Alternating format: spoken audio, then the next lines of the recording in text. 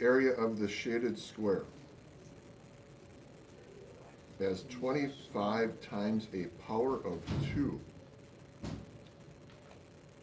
Oh, so the first square is 25 square units, and it's a square, so the sides are 5 by 5, right?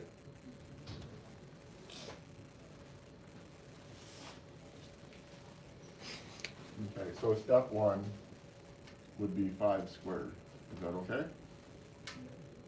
And then step 2, because that square, it looks like they connected the midpoints, right? They connected those midpoints. So then, so if they did that, can you see intuitively that the second square is only half as big as the first square?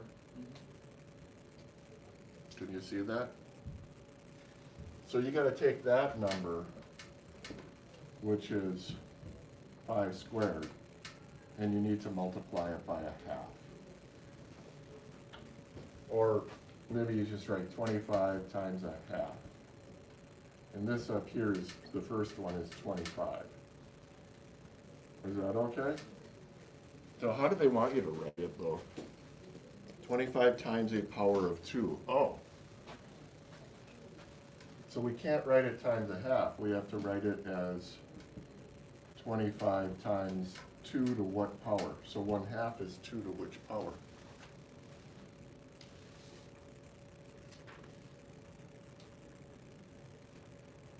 That's what you need.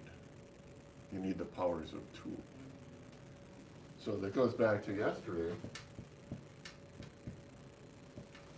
So if this is 1 over 2 to the first, this is 2 to the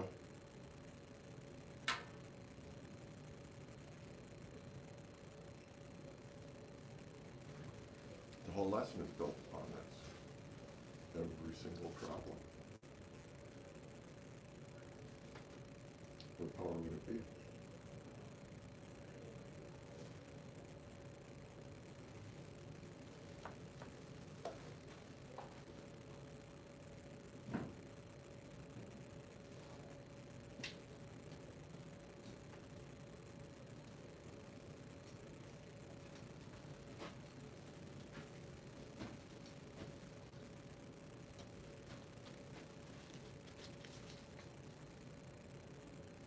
Look on page 474.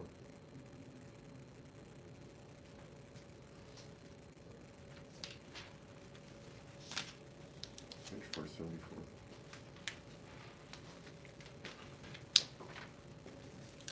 So what was the power? Negative first, yeah.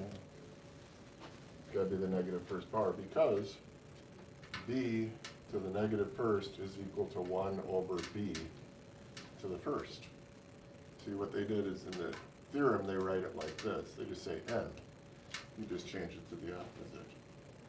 So the first one is going to be to the first power. Or the second one is the first power. That would be your best answer. Here, this is going to be 25 times 1/2, no, times 2 to what power?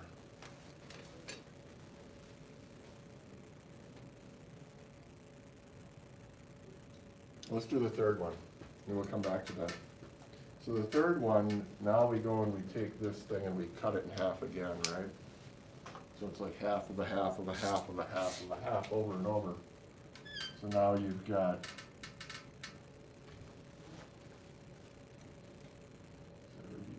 so you think of it like this. So this ends up being half of these two. This one ends up being half of those. This is half of these two, and this is half of those two. So we're just taking this number, which is 25 times a half, and we're multiplying it by half again. So you could think of that as 25 times a fourth, and that's 25 times 2 to what power?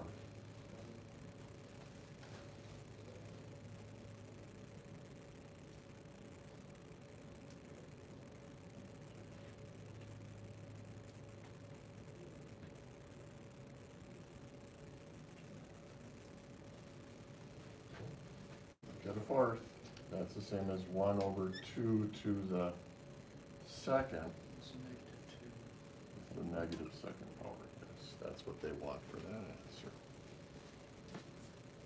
And then it keeps going, doesn't it? Does it knock it down one more time? It says step 10, then step N. Oh, there's step 0. I'm sorry, this is step 0, isn't it? That's step 1. It's the first time they cut them in half. That's the second. And then the third step is this multiplied by a half again. So it's 25 times 1/2 to the third power. This is 1/2 to the second. This is a half to the third. So that's equal to 25 times 2 to the what?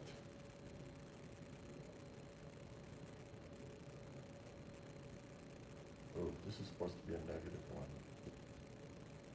My bad. -1. Negative second, this is the negative third. Because a half times a half times a half is an eighth. And 8 is the power of 3.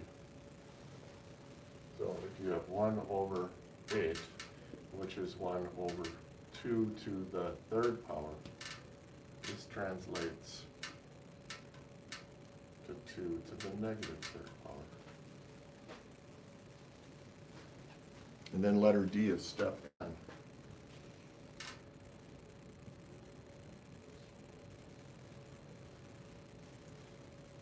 So I'm going to clean this up here. I'm going to write it over here. This first one is 25 times 2 to what power?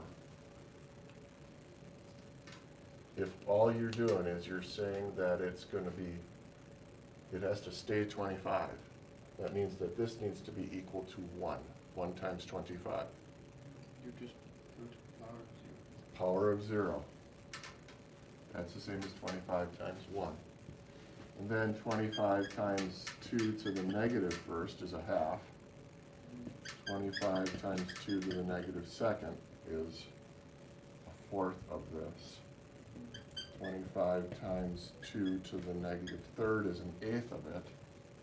So now 25 times 2 to the what will be the nth. So they're saying n means any one of these. Or it could be the 5th or the 6th. It could be the 50th. So the n is the nth term. So what they're saying is that this is n times, and then this is the value that you get. So this is the input, and then these are the outputs. Now I would have scribbled it over here. So like oftentimes they'll do t when it's a sequence. They'll call it n and t. It's like x and y. It's no different. But we use n with sequences instead of x. So how does this number that we're putting in relate to how the formula gets written?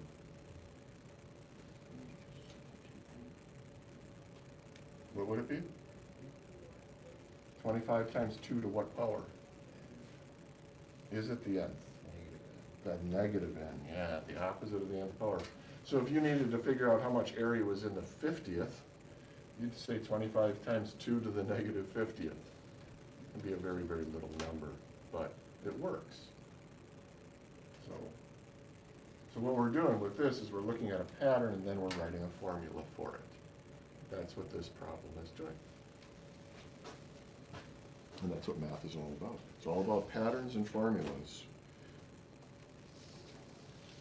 Hey, has Brittingham talked to you about the problem, this problem? If you drop this, and if it gets halfway to the floor, and then the next step it gets halfway to the floor, and the next step it gets halfway to the floor, and it does that forever, how does it ever make it to the floor? Has he asked you that one yet? No? He asks kids that one a lot, like sometimes in the higher math classes, and he says, "Yeah, go ask Mr. Diggin this one." It's kind of funny. It's called like Xenon's principle or something like that. And there's actually YouTube videos with, you know, guys with British accents or Australian accents talking like they're really smart and everything. And the question is this: why, if I drop this, if it only gets halfway, and then it gets halfway, and then it gets halfway, how does it ever make it there? In one of the YouTube videos that somebody sent to me and said, here, watch this, the guy went so far as to say, well, it's because there's this space between atoms. Atoms never really touch one another because of their electrical field and everything. That's why it never hits, which is just a bunch of BS. You can put anything on the internet and make people believe it. So Mr. Brittenham asks me last week, he says, I gotta know why. He says, and I asked him, I said, well, I mean, you're really smart. He is, he's incredibly smart, and he plays dumb all the time. He's a really intelligent man. And I said, well, haven't you had calculus? And he goes, no, actually, I never had calc. I said, oh, okay. I said, well, you really don't. He says, no, I don't understand why, this guy makes perfect sense. So I looked at the video, and I looked at it a little bit, and I got to thinking. If it falls halfway to the floor, and then it falls halfway to the floor, and then it falls halfway to the floor, what kind of equation can model that? It's like this problem here, right? This green square. Does this green square ever become nothing? It never does it? It's half as big and half as big and half as big and half as big over and over and over. And in theory, it would become infinitely tiny, but it would never completely go away because you'd always cut it in half.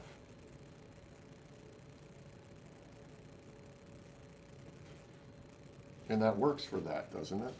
Even though it's a really abstract idea. It's kind of crazy to think that it can be infinitely small, but you're getting old enough, your imaginations are getting pretty good. But this pen here, when I drop it, it hits the table, doesn't it?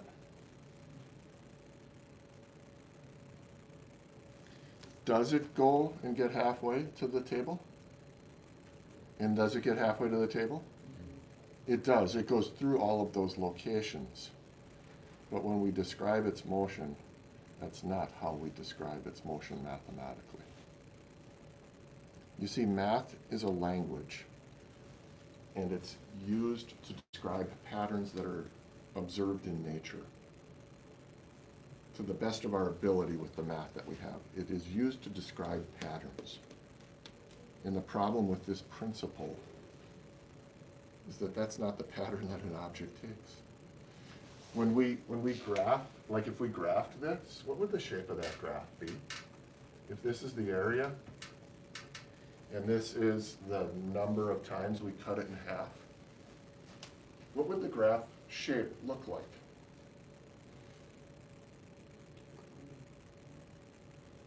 It starts up here at 25.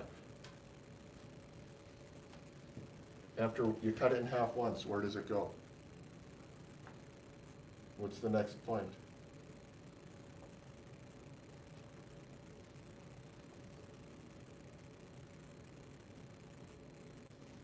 Well, what's 25 times 1/2? 12 and a half. So it goes this big, right? Okay, then another time. How big does it get? Or how large does it stay for the area? 6.25. Keeps going, but it never hits. Yeah, so the shape is exponential decay, exponential decay. It goes like that and it never ever makes it. So if I throw this to you, what's the path that it took? It's a curve. It's called a parabola. And if we were to graph the parabola, it would go like that. And that's how we model objects that are in free fall. We use equations that look like this. And then we put a negative in front of it because the positive opens up and the negative opens down like this. And that's how objects travel. This is a parabola. You ever take a garden hose and spray water? It's an arc and it goes down again. If you've ever, I don't know if you've ever seen video of like rockets. they travel in a parabolic path. A bullet out of a gun travels on a parabola. It's just big and long and stretched out. If you stood on top of a cliff and you jumped off, that's how you would go down, right? Or threw a rock over the side.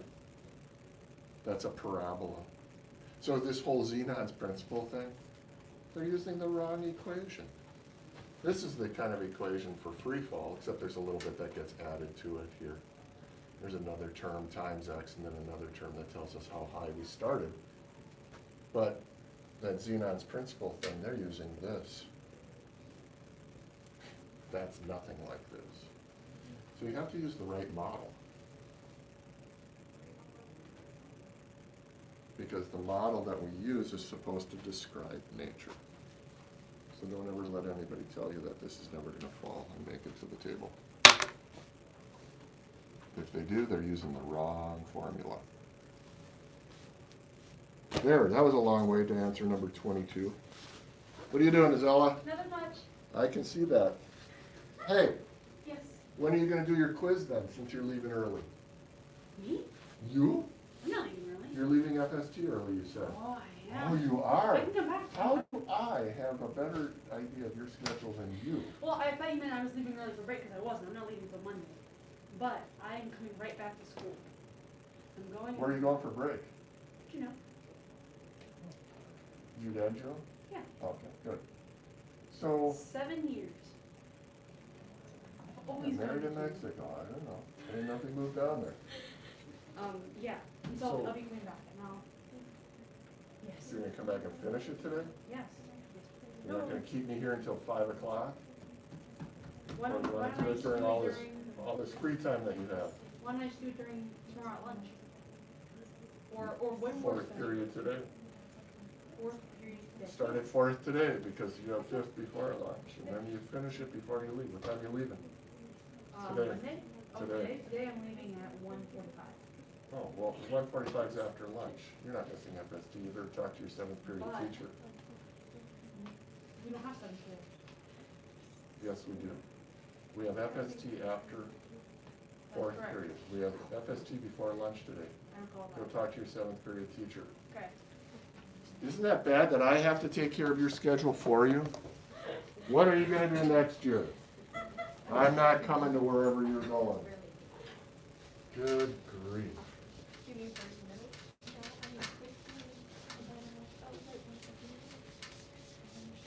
No, I don't want to give myself that. All right, 16? Okay, back to business. Graph y is equal 2 to the x. Is that right? Is that number 16? Is that what you said? Somebody said 16. Y is equal to 2 to the x, and what's the domain? What do they want us to graph? X is equal to -4, -3. -4 all the way to +4, including 0. all the integers. All right. Jeez, make a table.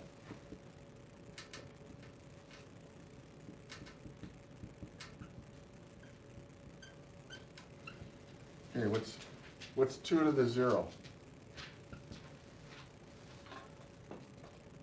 No. 2 to the 0. It's just 2. One finger. It's 2 to the first. What are those 2? 2 squared. 4, Then, 8, then, 16. okay. So 2 to the negative first is half of 1. Times a half. 1 Times a half. 20, Times a 116. half. Just like that.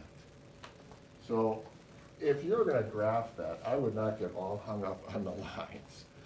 I would start it like this. Oops, no, we need negatives, don't we? Yeah. A lot of this type of a graph can be done through estimation. It doesn't have to be done with a perfect.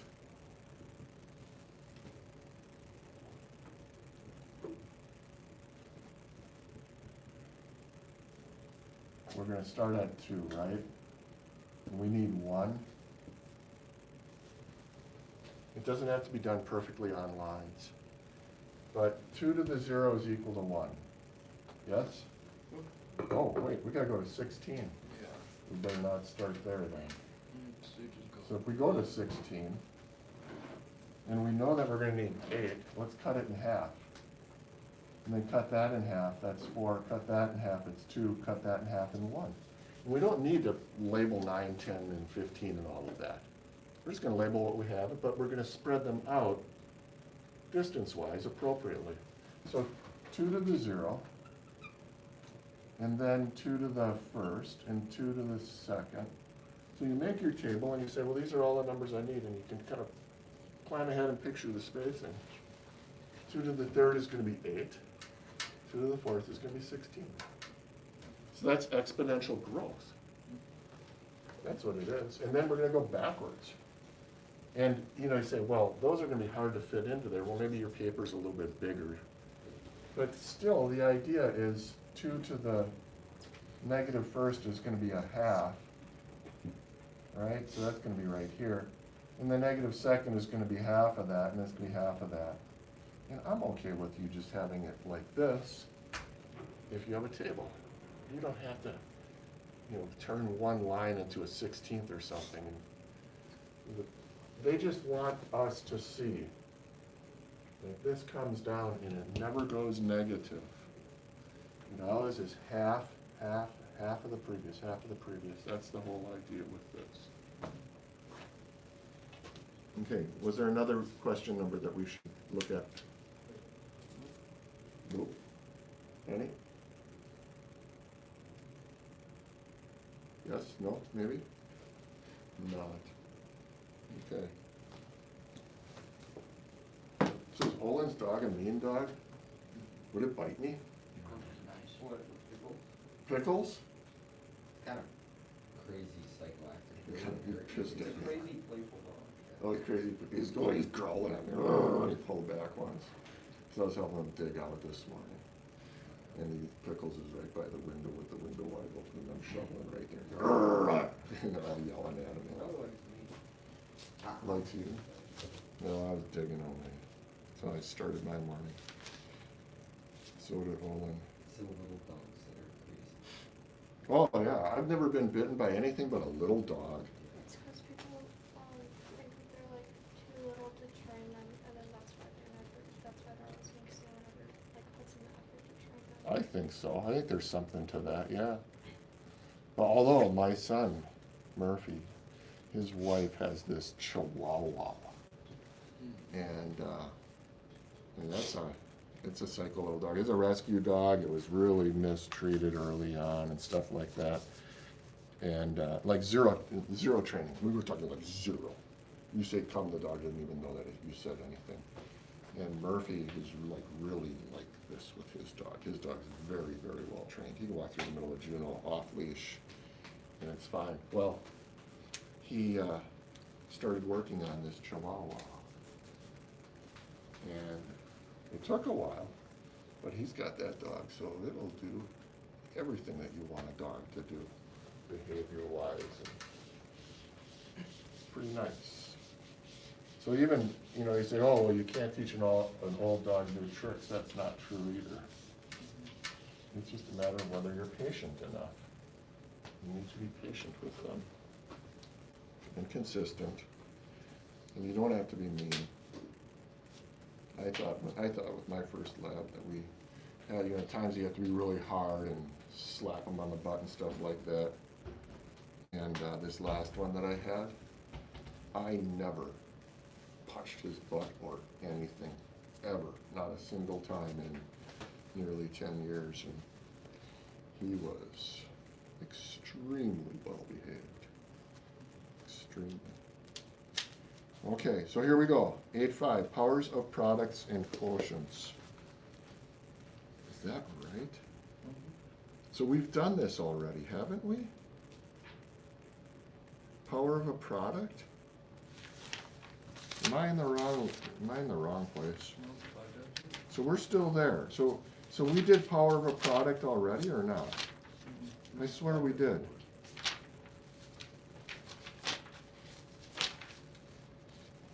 We have quotient of a power, power of a product. No, we have a power of a power. And we have a product of a power.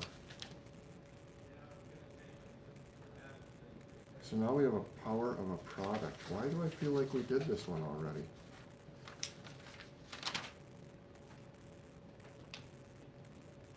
No, we haven't. I know why, because I did it in 7th grade yesterday. Here, let me tell you what we did in 7th grade yesterday. We're doing exponents, you know, so it's their first time with powers, and they're all like, and of course, you know, they do things like, oh, that's equal to 6, you know, that common mistake. But there was a problem that they had. One of the last, well, it was the last problem, their homework problem. It was 2 parts. It was like this, 2y, quantity 2y to the 3rd power. And this is really important. It says a lot about order of operations and powers and everything. So the first, there's 2 parts to their question. The first question was, rewrite this as repeated multiplication. So what that means is, like, if you had x to the 4th, this is repeated multiplication, x times x times x times x. But let's write this as repeated multiplication. What do you guys say it would be? I think you use distributive property, so it would be 2 times y times y. Okay, so can we do it like this? 2y times 2y Yeah. times 2y? Yeah, it's not the distributive property. That's just exponent. That's the rule of, you know, you've got parentheses first and then exponents. Well, we can't multiply those on the inside. We can just say that it's equal to 2 times y, but then the next step in order of operations says to take the exponent, and then we apply the exponent to everything that's in the parentheses. So it's 2y times 2y times 2y. Okay, now, this was the hard part for these guys. The second part of the question was write the 2 and the y as powers individually. So then, this is the same as 2 to what power?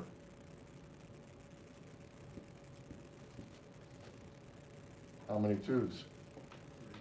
3. Times y to the 3rd power again. So like you started to say, we could write it as repeated multiplication as 2 times 2 times 2 times y times y times y. So that was a 7th grader's problem.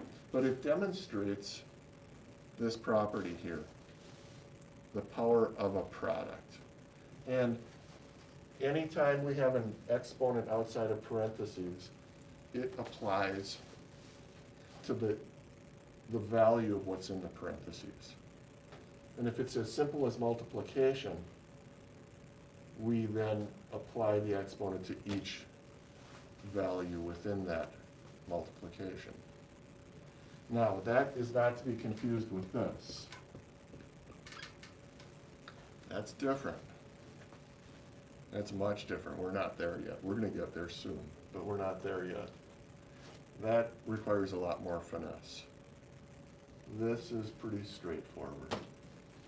So, adding on to your list of however you're marking them off, power of a product.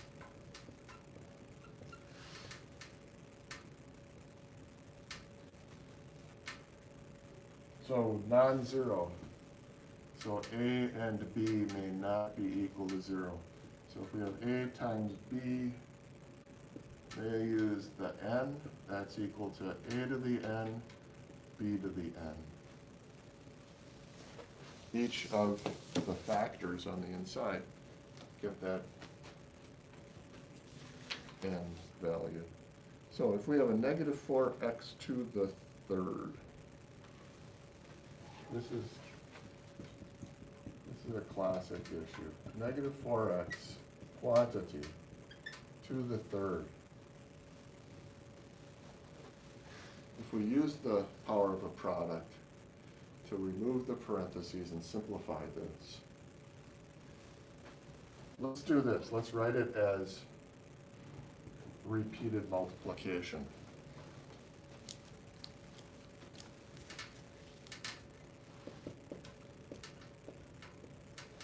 So how would you write that as repeated multiplication?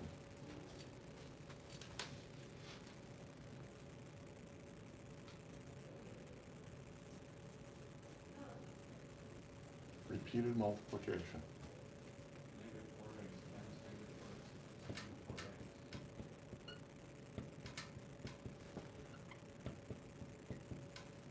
4x. Okay? Then what? I'm gonna keep going.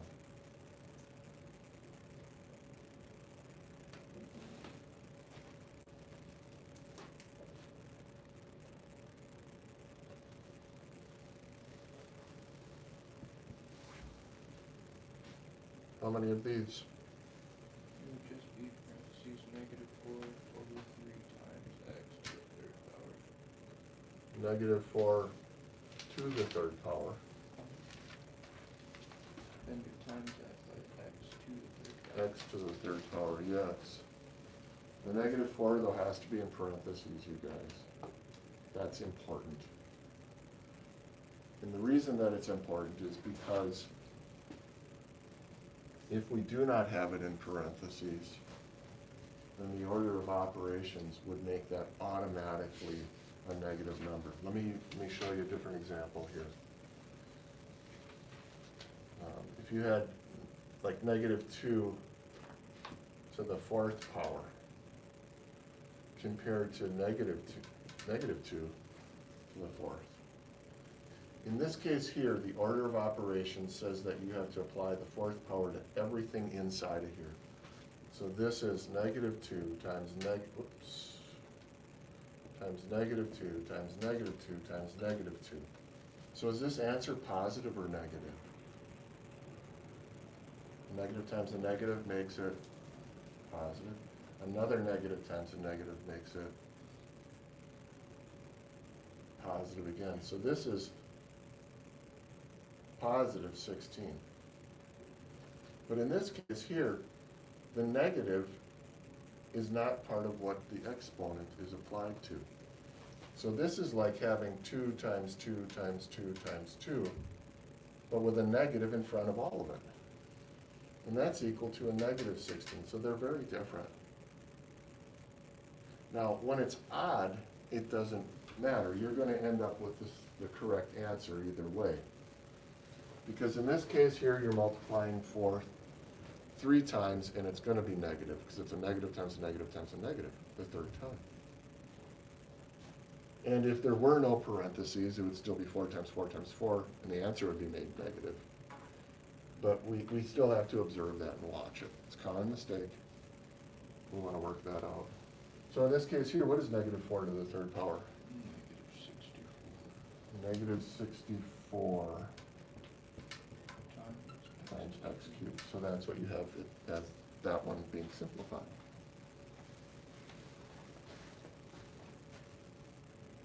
So let's do another one. Negative 5, quantity, negative 5x squared y cubed z.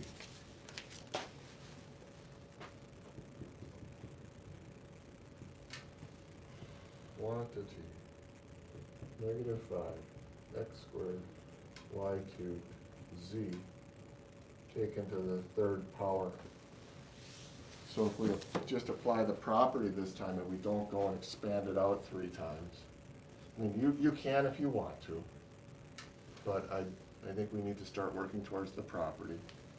In this case, that 3 is going to apply to each of the 3 factors, each of the 3 numbers that are being multiplied together.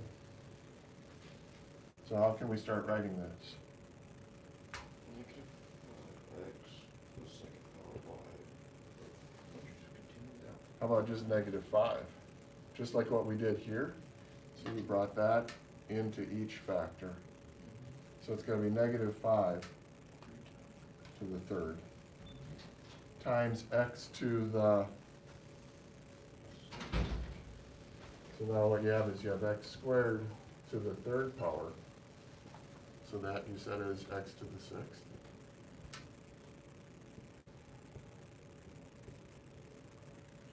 And then you have y to the third, which equals y to the 9. And then you have z to the third, which just stays as z to the third. So now we got to take the third power of negative 5. So what's 5 times 5 times 5? 25 times 1 divided by 100. Negative.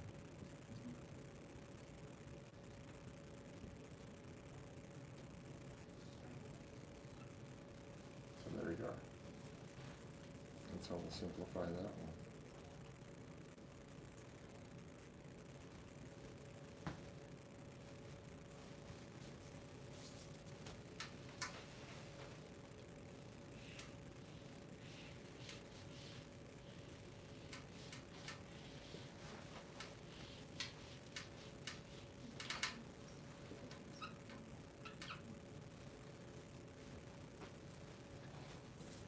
Okay. So I feel like we did power of a quotient already too. What did we do with quotients?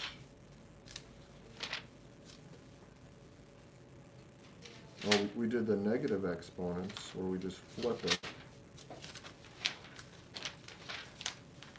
We've done, oh, the same base. That's right. We've done the same base in fractions. Well, let's do different bases in fractions. Go off to the side here. Let's say we just had something like 4/5. And it'd be that quantity to the third power. So if you look at expanded multiplication, here's what we've got. 4/5 times 4/5 times 4/5. So in the spirit of how we multiply fractions, that's going to be 4 to the third. And that's going to be 5 to the third also. So that third power is going to apply to both the numerator and the denominator because that's how we multiply fractions. So that gives us this one. It's the power of a quotient.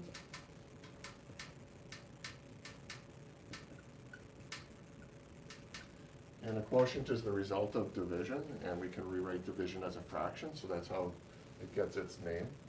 And the power of a quotient says this.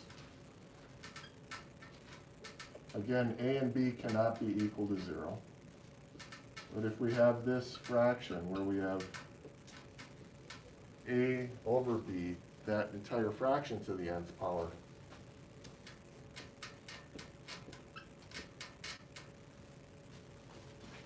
the exponent applies to both the numerator and the denominator individually.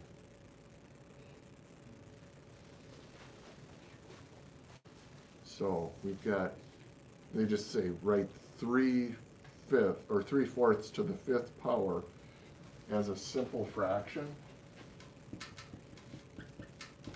So you've got 3/5 to the 5th power as a simple fraction. So that means we've got to find out what the numerator and the denominator are without parentheses, without the exponent. So this becomes 3 to the 5th, 5 to the 5th. Boy, oh boy. Are you guys writing this one down? Okay. So what is 3 to the 5th? Shoot. 3 times 3 is 9 times 3 is how much? 27. 27 times 3 is, well, it's like this. You've got 4 3s, right? 3 times 3 is 9. The other one is 9. 9 times 9 is 81. So now you just got to do 81 times 3. It's 243. So 5 times 5 is 25. Times 5 is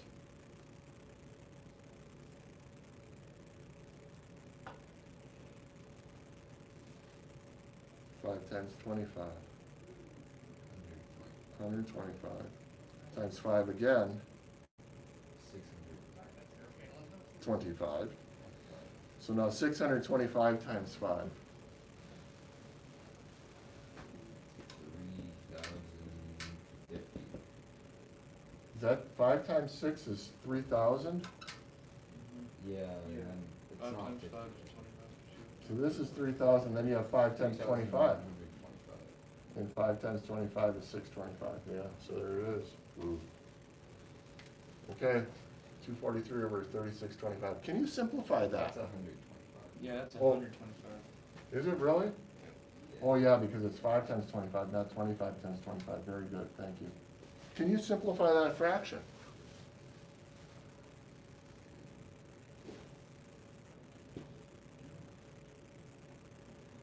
No, you can't. Because you have to have a number that both of them are divisible by, right? And think about it for a moment. I know this is kind of a weird one, because we've never really looked at it, but this is 3 times 3, 5 times. And this is 5 times 5, 5 times. So this is the prime factorization of that number. These are all primes. And this is the prime factorization of the denominator, so it doesn't work. There are no common factors.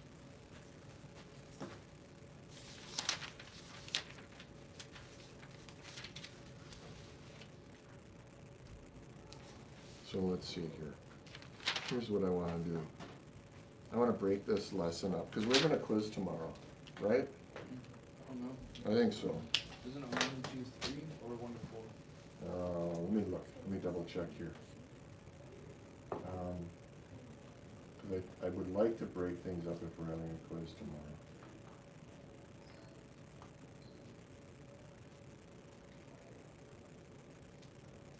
Yeah, we're having a quiz on 1, 2, and 3.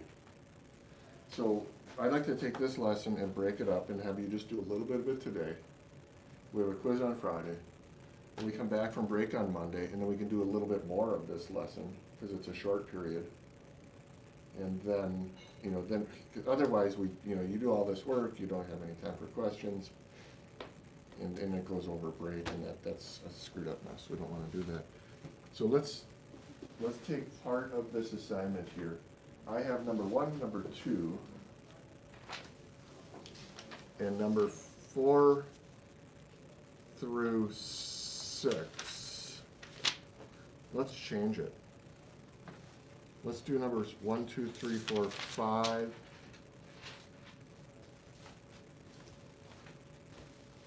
6, 7, 8, 9. Let's just do 1 through 9.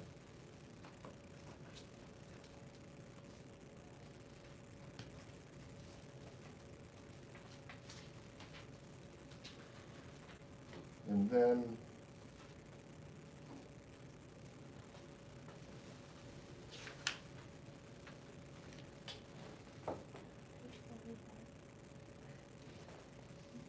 yeah.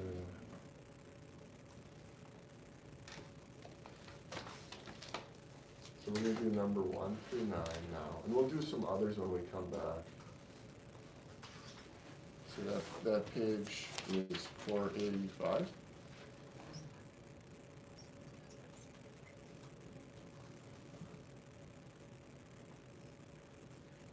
And then we're golden.